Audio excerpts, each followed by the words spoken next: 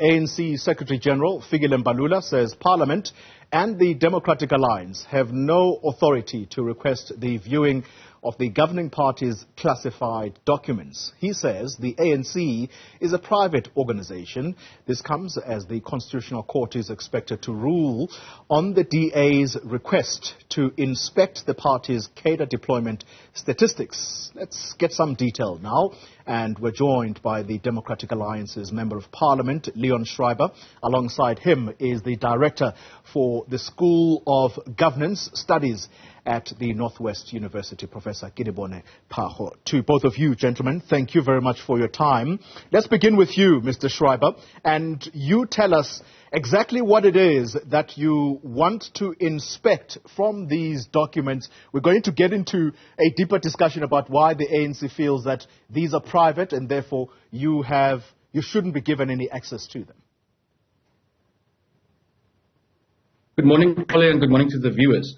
I'm going to explain using a very relevant metaphor, and that is, of course, if we look at the Springboks. Can you imagine a situation where we have the Springbok team being selected on the basis of their loyalty to a particular political party? Imagine how the nation would respond if any political party, including the ANC, instructs the coach of the Springboks that you must choose these players because we consider them to be loyal cadres. We would never accept that, and yet we are expected to accept the idea that the ANC can decide for us who should be managing our access to water, our access to electricity, the basic services that we rely on. And this case is fundamentally about that we can no longer accept a situation where the ANC uses cadre deployment to illegally, in our view, interfere with appointment processes. And where they have done so, we as the public would insist that we can see who these people are that were deployed, not on the basis of their ability to do the job, but on the basis of their loyalty to the ANC. And that really is what this case is about. Yeah. Professor Phago, do members of the public have a right to know who decides which person goes to a government institution? And I should think that this is already normal. This should be readily accepted. Or are we making a mistake here? Thank you, colleague, and to your viewers at home, and good morning to Leon as well. I think this is a very topical issue, but also very relevant for us as South Africans, especially also, as you would know, the problems of state capture and the issues of governance that we are referring to. But from a scholarly point of view, the issue of public policy, as we know, it's actually something that comes from the political party systems and processes. So in principle, to have a deployment, it's not and should not be an issue for us. The issue here is who is being deployed and what kind of skills do they offer and at what level. So I think we have not clarified those kind of issues as a society, and maybe this is why we are in trouble. And so perhaps it's something that we need to know on what basis did the ANC choose the kind of cadres, who are those cadres, and who actually chose them. So maybe, clarifying some of these issues and from the Constitutional Court outcome could help us to map a way forward better as a country in terms of how do we mix the party and the state in a way that benefits the country better. Yeah. Mr. Schreiber, let's come back to you. You've gone as far as trying to use the Promotion of Access to Information Act in order to retrieve these records. Perhaps give us the emphasis as to why this information is in the public interest. Yes, so you'll recall that this matter has been dealt with by the High Court in Johannesburg, and by the Supreme Court of Appeal already. And if you go back and you look at those judgments, you'll see that what this really boils down to is when a private organization like the ANC or any other political party interferes in appointment processes to the public sector, and when the public is affected by the lack of service delivery, corruption, etc., then the public gains the right to actually know what was the role of that private organization in the appointment decisions.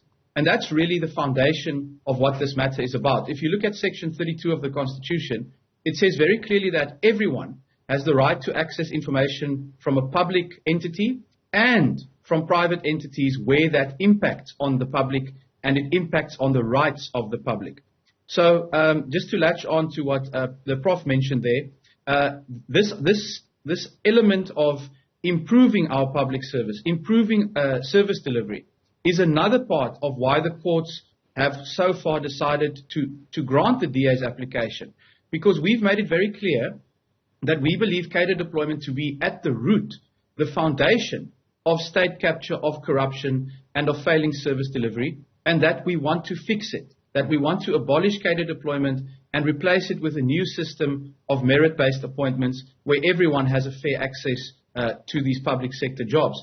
But in order for us to do so, we must have full sight of how cadre deployment works. And that's been another very decisive element that the courts have said is correct, that if we want to change the law, if we want to change the way in which the system operates, we cannot do so when critical information is being held secret. And that is a second element of why the application through the Promotion of Access to Information Act is one that must succeed and we believe will succeed also at the Constitutional Court. Professor Phago, talk to us about the state of governance in public institutions at the moment. Where are we? Are we sitting with a crisis, or perhaps we are being alarmist?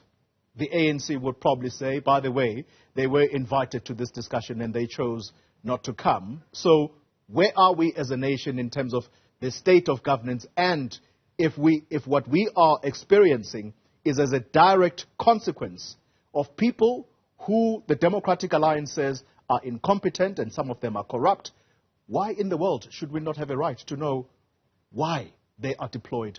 What are the reasons they deploy to these public institutions? Thank you, Poli. I think it's an important point you are raising. Our state of governance, I think it's, if you want to put it from a health perspective, I think one would say it's in the ICU. The outcomes of the Zondo Commission, I think they were very clear to many of us on really what has been happening. And subsequent to that, we have noticed clearly the state of for example, the security cluster. You saw that our police, our state security agency are really struggling to do the bare minimum.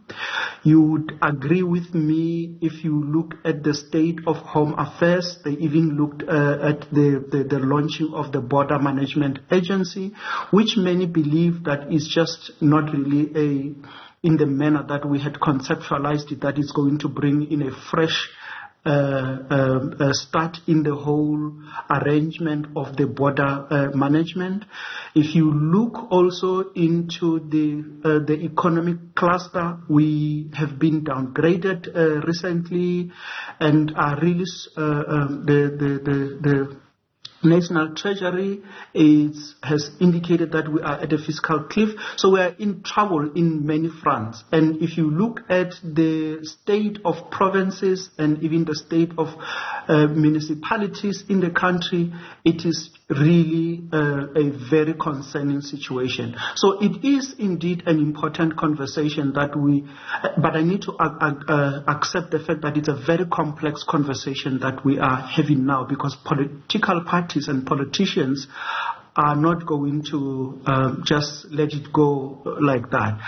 But as citizens, I think it is indeed our responsibility to stand up and say we are going through a lot and we need answers from people that are taking decisions on our behalf.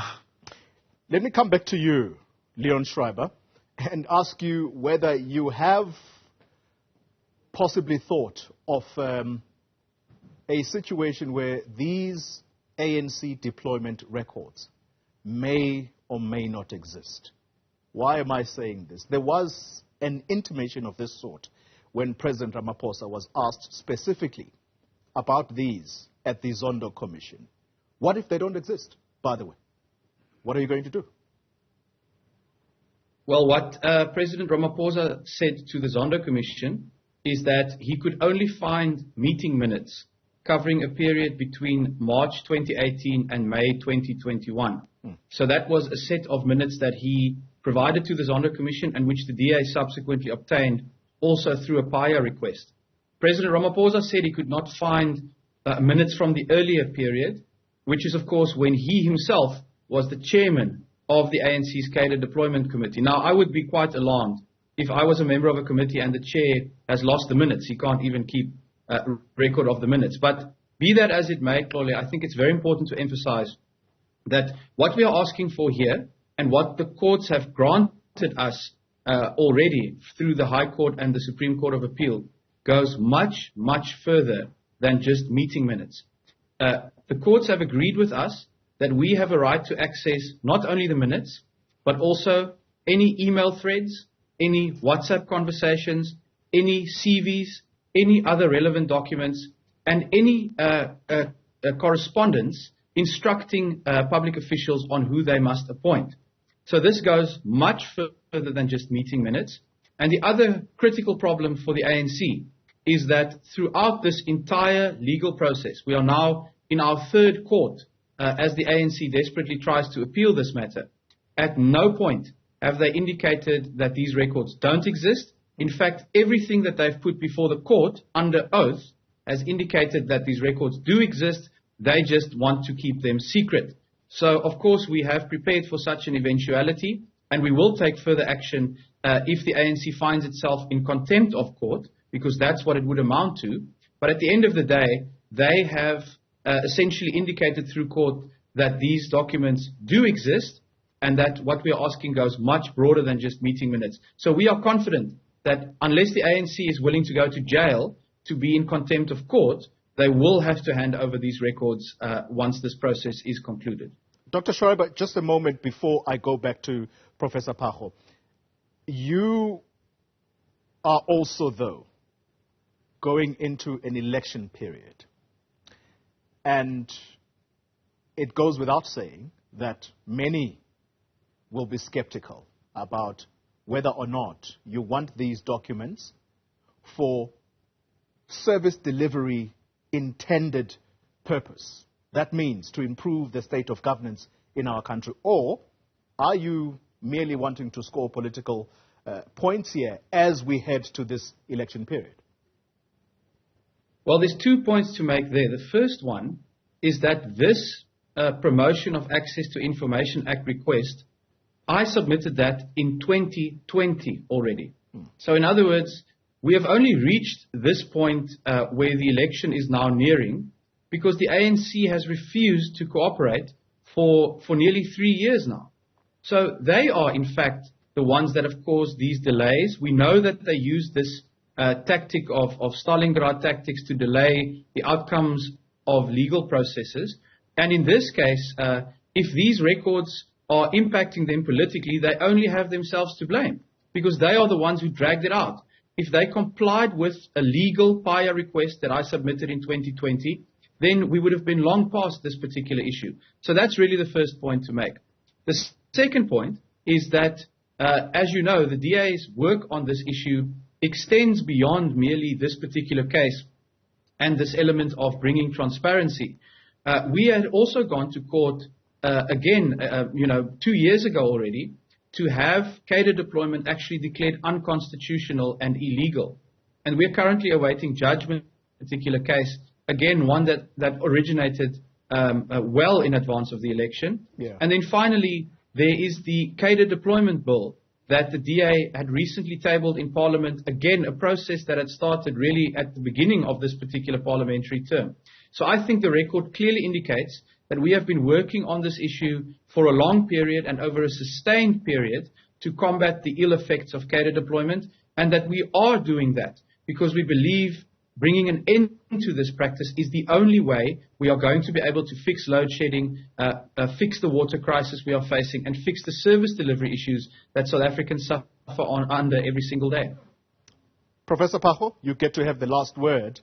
The DA says, well, this was done way before the elections that are upon us now, and so if these documents don't work in favor of the ANC, well, who has been mismanaging state entities? So if the shoe fits, wear it. Where do you stand?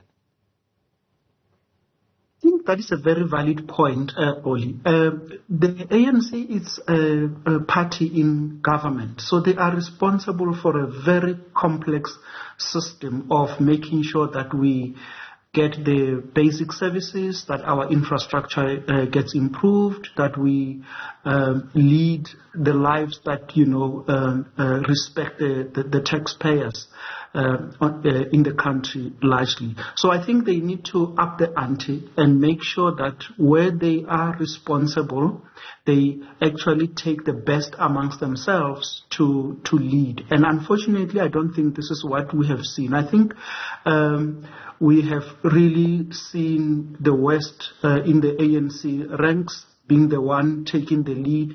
And I think by and large, this is partly why our governance systems are in tatters in many ways. So they need to, if I were the ANC, should have actually engaged DA better on this issue to try and work out the aid deployment policy for South Africa. That just does not represent the ANC, but that really would be something the country can look back at and say, we have agreed on how the state should, the party should work with the state. Because so far, I think what we are really saying is that there's some very serious blurring of lines between what the ANC does as a party and what the ANC does as a government. Director for the School of Government Studies at the Northwest University, Professor Kedibone Phago, let me thank you very much for your time. And Dr. Leon Schreiber is a member of Parliament belonging to the political party, the Democratic Alliance. Thank you both for your time.